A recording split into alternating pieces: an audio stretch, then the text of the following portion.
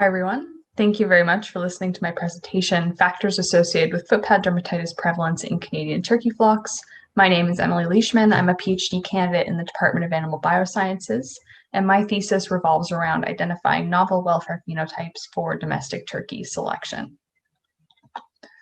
Footpad dermatitis is one of the most prevalent health issues in turkey production. It's a type of contact dermatitis affecting the foot pads and the digital pads, and can result in ulcers, necrotic lesions, swelling, as well as lead to secondary bacterial infections. These lesions can be painful, and so footpad dermatitis is actually used as an animal welfare indicator in several auditing schemes. Aside from the welfare aspect, birds that are affected with footpad dermatitis are less active, they eat less, they drink less, and so they grow less. So it's not only a welfare issue, it's also an issue of economic significance to the turkey industry. Many studies looking at footpad dermatitis and its associated risk factors are from European production systems or in laboratory settings, both of which might have characteristics that don't quite reflect what happens in North American production systems. Generally, there's a lack of knowledge, especially in the Canadian industry, of factors that influence the prevalence of footpad dermatitis relevant to Canada. So the objective of our study was to do an initial exploratory assessment of risk factors associated with the prevalence of footpad dermatitis. And since this is an initial exploratory assessment, we thought the best way to go about this would be to conduct a survey. So we designed a survey with two parts. The first part is a questionnaire, which asks turkey producers in Canada some questions about a flock of birds on their farm and how that flock is housed and managed. This is followed up with the second part, which is a footpad dermatitis scoring tool, where we ask those producers to go into that flock on their farm and do some basic footpad dermatitis scoring on a subset of birds in their flock. Producers were given written and visual instructions on how to perform this scoring and how to select a random sample of birds in their flock. This is just a depiction of what the visual instructions look like for our footpad dermatitis scoring tool. So producers were asked to score footpad dermatitis on a subset of 30 birds in their flock on a 0 to 2 scoring scale, with 0 indicating no signs of footpad dermatitis, 1 indicating mild signs, and 2 indicating more severe signs, based on the percent of the footpad that is affected. If a producer encountered a bird where the footpads appeared to be 2 different scores, they were asked to pick the more severe footpad to record. Our survey was distributed to about 500 turkey farmers across all of the turkey producing provinces in Canada. This was helped along by the Turkey Farmers of Canada, as well as hybrid turkeys. And our response rate was about 20%. And then after some quality control, we ended up with 63 surveys to use for the risk factor analysis. But before we could get into the risk factor analysis, we first had to determine what our footpad dermatitis prevalence looked like in order to figure out how to define that prevalence for the risk factor assessment. So this table here is just showing you the number of birds for each of the different scores from all of the surveys we received back, as well as the mean level of those scores and the standard deviation. So one thing you can probably notice in this table is that birds in score 2, so the most severe footpad score, are less common. So there it's the least common score. So this indicates that when the farmers are scoring the footpad dermatitis, score 1 or the more mild case is more common.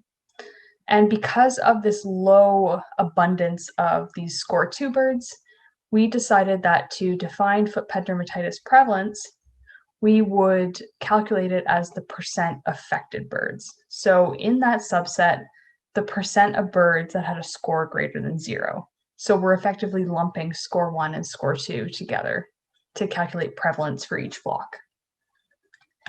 And when we do that, this is kind of the spread of the prevalence that we're looking at.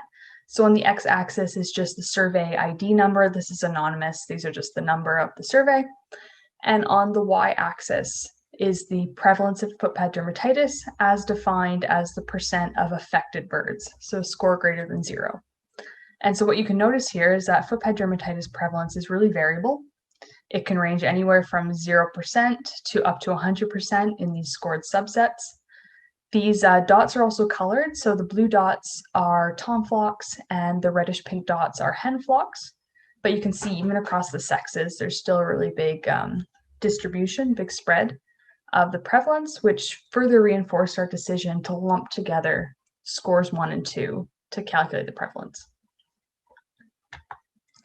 And then going on to the risk factor modeling, we did this in 3 main steps. First, we did a univariable linear regression. So we tested each variable from our questionnaire individually to see if it's associated with footpad dermatitis prevalence. Variables that passed this stage needed to have a p-value of less than 0.25 or otherwise determined to be biologically relevant for footpad dermatitis.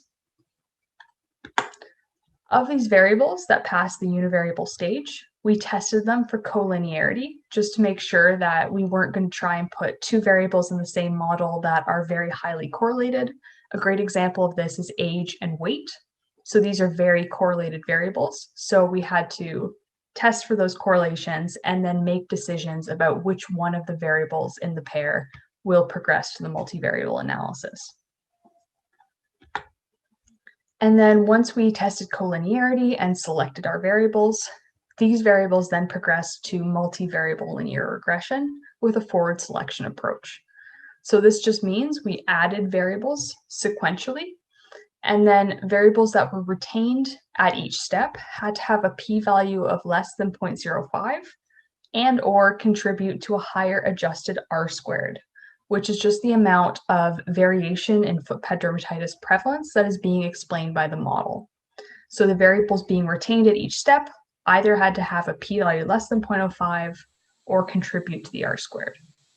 And then ultimately, after all this, we are left with our best model, which explains the most amount of variation in footpad dermatitis prevalence with variables that have a p-value of less than 0.05. So our best or final model explained 27% of the variation in footpad dermatitis prevalence in our surveyed flocks, and it had 4 variables. The first variable is bedding type, second variable was bird weight, third variable was picking up birds, and the fourth variable is using additives to reduce litter moisture, and I'll talk about each of these individually. So first with bedding type, we found that flocks that were bedded with straw compared to wood shavings had a higher footpad dermatitis prevalence.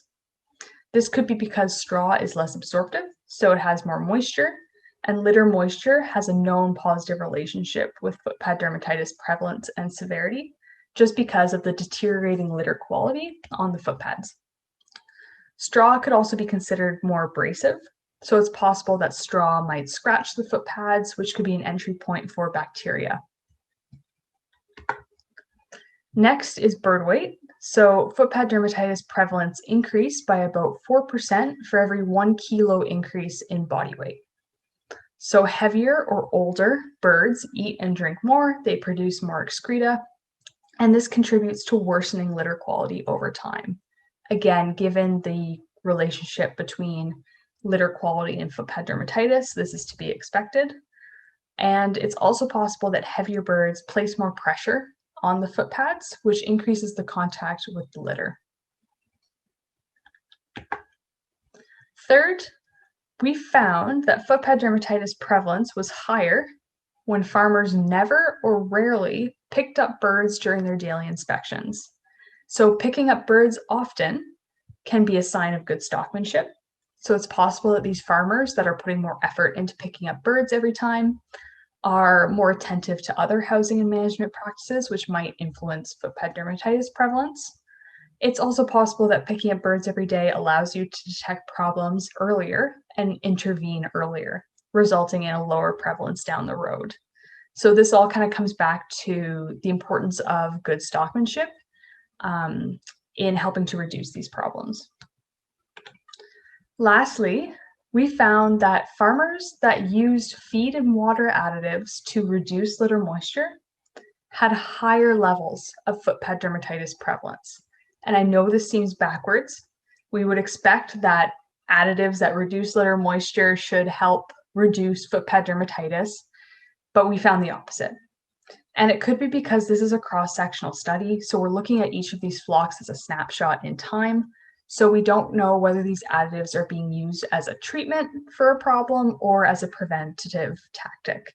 So it's possible that these farmers are recognizing a footpad problem and then they're using the additives, which creates this positive relationship between the two, even though, maybe 2 or 3 weeks down the road, the problem would be less because these additives are working, but we just don't know based on the design of this study. There could also be other underlying farm characteristics of the producers who are using these additives that we aren't capturing in the survey. And we're also unable to separate out different types of additives. So they're all kind of lumped in as one at the moment. So that could explain some more of the variation. To conclude, we see that footpad dermatitis is still a prevalent issue in the Canadian turkey industry, although the prevalence seems to be very variable. We were getting, anywhere from 0 to 100% based on our surveyed flocks. Good stockmanship may play a role in reducing footpad dermatitis, so picking up those birds every day, or those other important management decisions like bedding type or using additives. But it's also an important caveat here that associations identified in this study are not the same as causation. So we can't say conclusively that any of these things are causing the increase in footpad dermatitis. We simply see the association. But we've identified really interesting areas for future longitudinal studies to better explore sort of the causative action behind some of these things. With that, I just want to thank everyone who contributed to developing this survey, as well as the university departments and funding bodies for supporting this work. And I'd be happy to take any questions. Thank you. Thank you, Emily. And we have a question. How exciting. Was there any variation of prevalence found within region or season? That's a really great question. We didn't actually include region or season as variables in the analysis just because we had a limited amount of surveys to work from. So we didn't have a lot of variation between regions to have that as a variable. The bulk of our responses came from Ontario and Quebec because that's where the bulk of the turkey farms actually are. That's a really great consideration though, because different climatic variables are also known to influence footpad dermatitis, especially during the winter seasons. But most of our responses were collected from May down to, I think, November, if I'm not wrong. So we kind of spanned most of the seasons in there, but no, we didn't actually include that as a variable just because we didn't have enough variation in there. But it's a great question. Okay, and building on that, so you answered what provinces did all the data come from. Also, how does it compare to the US? In terms of prevalence? Yes. There's not a lot of information, as far as I know, about turkey footpad dermatitis prevalence available, but I think it's roughly comparable. Our average prevalence in our subsets, keeping in mind that these are very small subsets of very large flocks, but our average was about 38% within those subsets of birds that are affected, which I think is roughly comparable to what you would see in the US, just because the production systems would be similar there in North America. So I think it's fairly close as far as I know.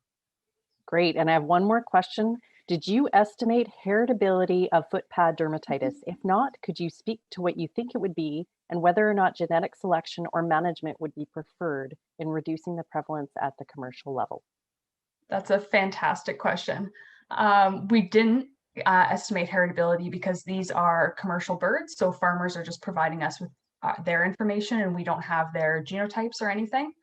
As part of our other study that Christine just outlined, we do have birds with genotypes and we are calculating heritability for a variety of traits, but as far as I know, we don't have footpad dermatitis as one of our phenotypes.